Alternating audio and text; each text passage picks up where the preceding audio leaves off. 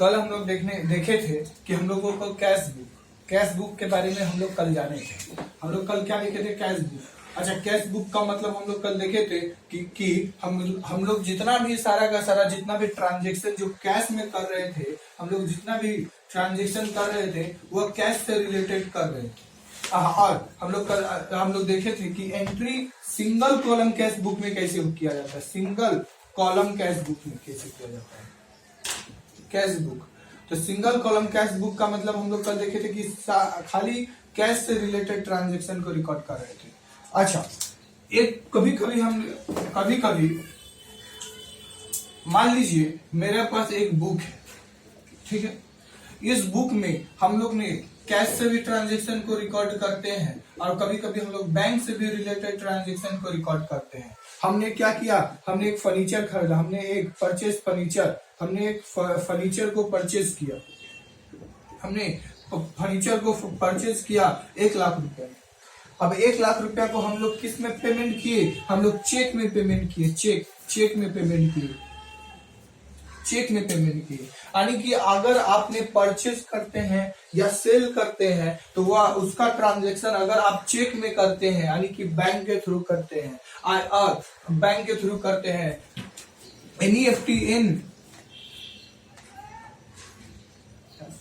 NEFT का सहायता से करते हैं, आरटीजीएस करते हैं,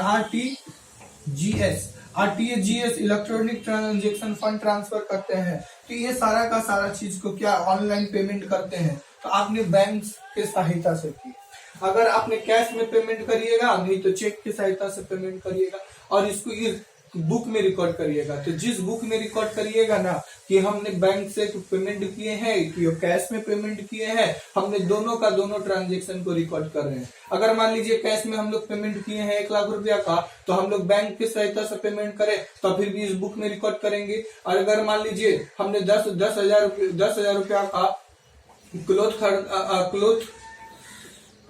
क्लोथ खरीदते हैं, अगर हम लोग 10,000 रुपए का क्लोथ यानी कपड़ा उपड़ा खरीदते हैं तो फिर भी इस बुक में रिकॉर्ड करते हैं। अगर 1,000 रुपया का हम लोग रेंट पेमेंट करते हैं या इलेक्ट्रिसिटी बिल का पेमेंट करते हैं और कैश में अगर हम कैश में भी कर रहे हैं तो फिर भी हम इस बुक में रिकॉर्ड कर रहे हैं। कहने का मतलब है कि अगर मान लीजिए कि कोई भी व्यापारी अपनी लेन देन की एंट्री कैश और साथ ही साथ बैंक के थ्रू करता है और वह दोनों का दोनों एंट्री के जिस बुक में रिकॉर्ड करता है उसी को डबल कॉलम कैश बुक बोला जाएगा। Double column cash book. हाँ बोलिए, हमने क्या किया? कैश और बैंक दोनों का दोनों ट्रांजेक्शन को जिस बुक में रिकॉर्ड कर रहे थे उसी को हम लोग डबल कॉलम कैश बुक बोलते हैं। आज का टॉपिक है हम लोग डबल कॉलम कैश बुक को मेंटेन कैसे किया जाता है, वो चीज आज हम लोग देखेंगे।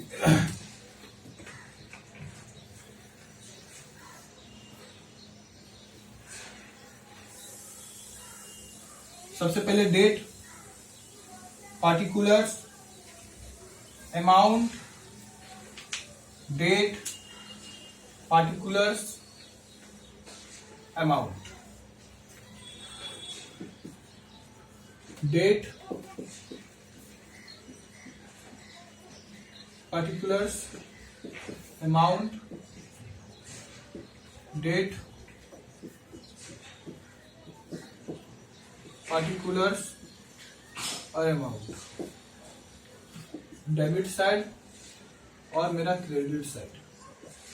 हम लोग कैश बुक ही बना रहे हैं लेकिन यह कौन सा सिंगल कॉलम नहीं है, यह मेरा double column cash book, double column cash book. इसको हम लोग डबल कॉलम कैश बुक कर दें।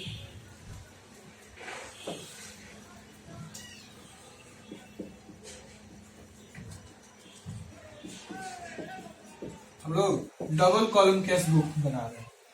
अब इसका एक एक एंट्री को पहले अच्छा समझ लेते हैं।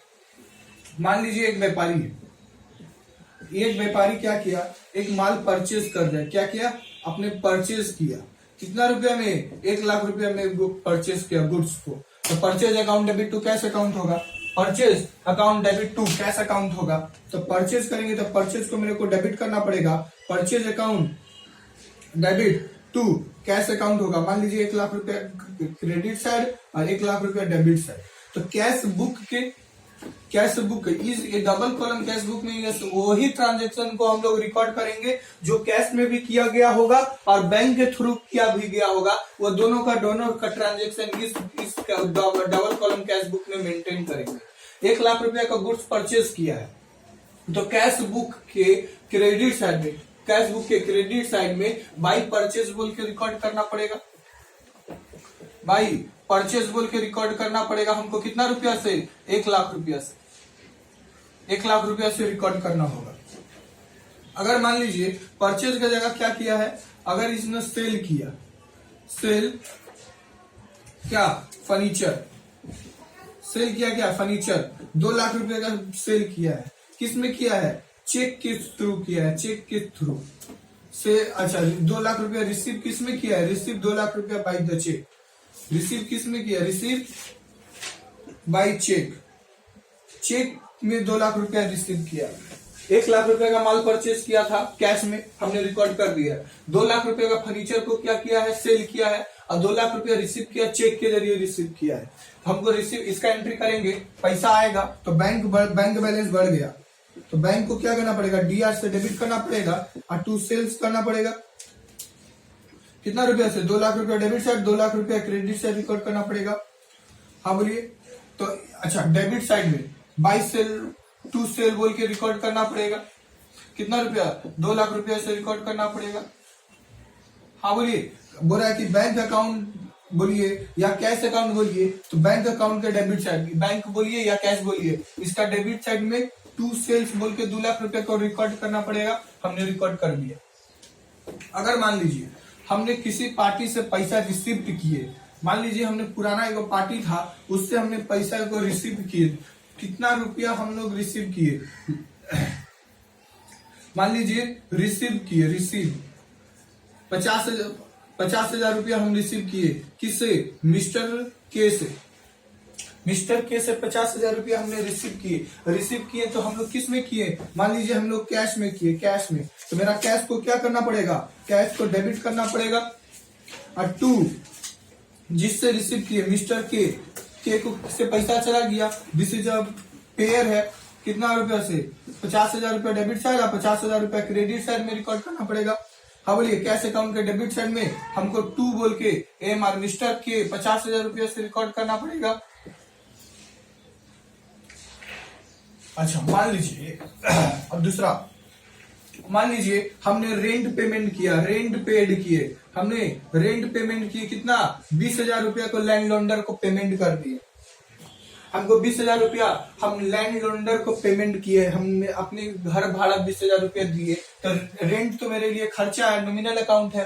तो रेंट को हमको क्या करना पड़ेगा? डीआर से डेबिट करना पड़ेगा और टू अगर हमने कैश में पेमेंट किए होंगे तो कैश करना पड़ेगा। कैश अकाउंट कितना रुपया से? 20,000 रुपया से 20,000 रुपया से 20,000 रुपया डेबिट साइड और 20,000 रुपया क्रेडिट साइड रिकॉर्ड करना पड़ेगा। अच्छा कैश अकाउंट के क्रेडिट साइड में बाई रेंट अकाउंट बोल के 20,000 रुपया रिकॉर्ड करना पड़ेगा। 20,000 रुपया हमने रेंट पेमेंट किए। बहुत इजी है, बहुत इजी है, एकदम आराम से समझिए, बहुत इजी है। उसके बाद हम लोग ने क्या किए?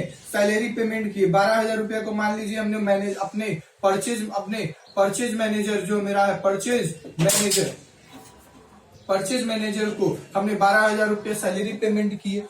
अब सैलरी भी तो मेरे लिए खर्चा है तो सैलरी को क्या करना पड़ेगा? सैलरी अकाउंट डेबिट करना पड़ेगा और टू कैश अकाउंट या बैंक अकाउंट करना पड़ेगा। यानी कि क्रेडिट साइड में कैश अकाउंट कितना रुपया से? 12,000 रुपया डेबिट साइड और 12,000 रुपया क्रेडिट साइड। तो कैश अकाउंट के क्रेडिट साइड में बाई सैलरी बोल के रिकॉर्ड करना पड़ेगा। कितना रुपया से? 12,000 रुपया से 12,000 रुपया से। उसी तरह समझिए हम इलेक्ट्रिसिटी का पेमेंट किए। हमने क्या किए? घर का रेंट देने के पेमेंट किए। मान लिया रेंट हमने क्या इलेक्ट्रिसिटी पेमेंट किए, हमने इलेक्ट्रिसिटी पेमेंट किए 600 रुपया इलेक्ट्रिसिटी का पेमेंट किए इस महीने में, दिस मंथ इस मंथ, इस महीने में हमने इलेक्ट्रिसिटी का पेमेंट 600 रुपया में किए, और वो भी हम लोग किस में किए, ऑनलाइन की सहायता से किए, ऑनलाइन किए हैं, ऑनलाइन। हाँ बोलिए, तो मेरा बैंक का बैलेंस तो कम गया, इलेक्ट्रिसिटी मेरे लिए खर्चा है, इलेक्ट्रिसिटी अकाउंट को क्या करना पड़ेगा, डीआर करना पड़ेगा, और टू बैंक अकाउंट, कहेंगे हम ऑनलाइन पेमेंट किए हैं। हाँ बोलिए, 600 रुपया डेबिट साइड और 600 रुपया क्रेडिट साइड, यानी कि बैंक अकाउंट बोलिए या कैश अकाउंट के क्रेडिट साइड में बाय इलेक्ट्रिसिटी बोल के रिकॉर्ड करना पड़ेगा हमको, इलेक्ट्रिसिटी बोल के रिकॉर्ड करना पड़ेगा। 600 रुपया हमने इलेक्ट्रिसिटी का पेमेंट कर दिए है।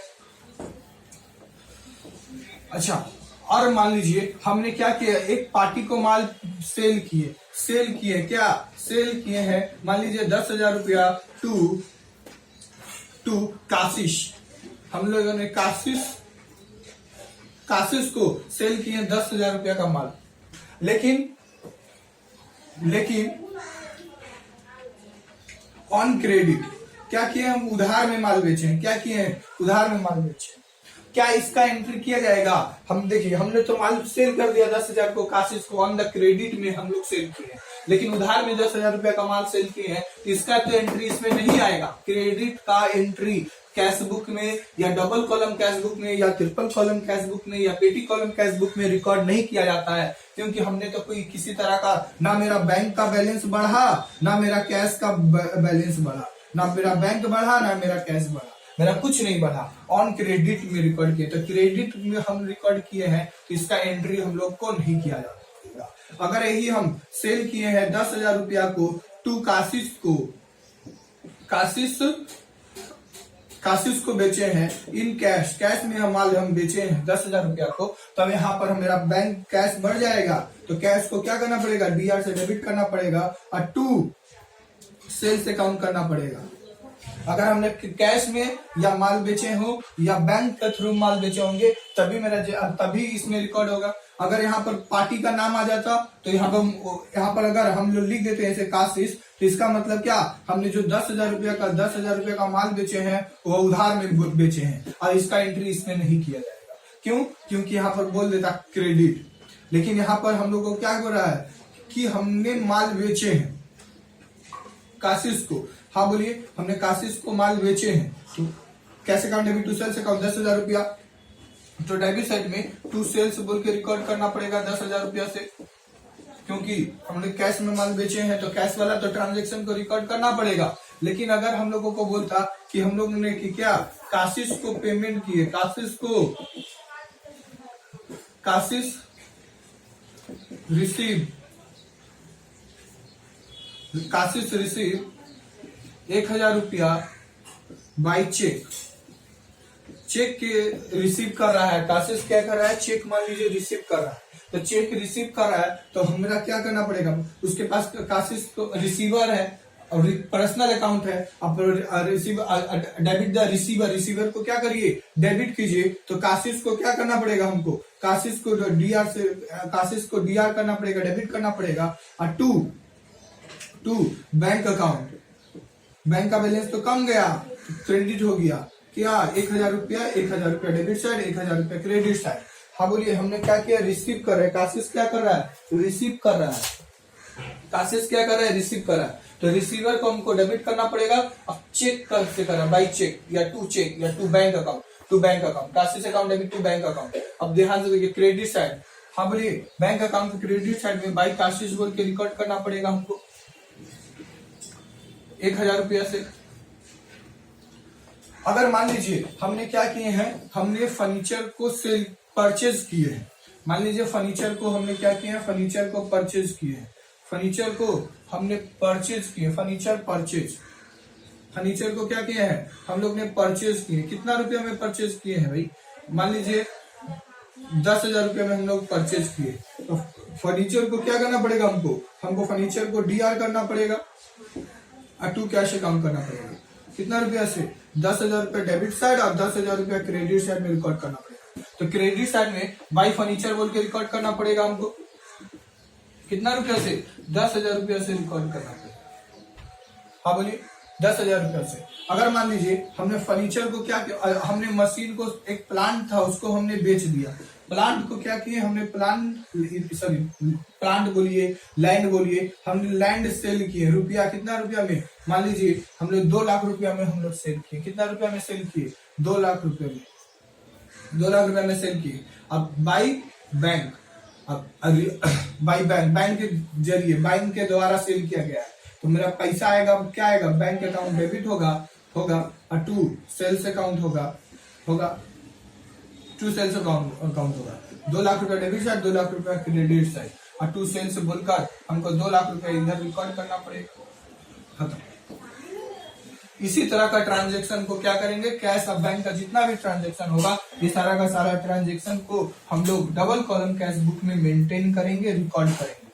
अब इसका हम लोग जोड़ते हैं, देखते हैं कौन साइड मेरा बेसी आएगा। 2 लाख, 2.5 लाख, 2 लाख, 2 लाख, 4 लाख, 4 लाख, 4 लाख, 4 लाख 60,000, 4 लाख 60,000, इधर हो गया मेरा 4 लाख 60,000, इधर में हो गया मेरा 4 लाख 60,000, 4 लाख 60,000 माइनस करेंगे 1,20,000, 12,000, 600, 1,000 और 10,000।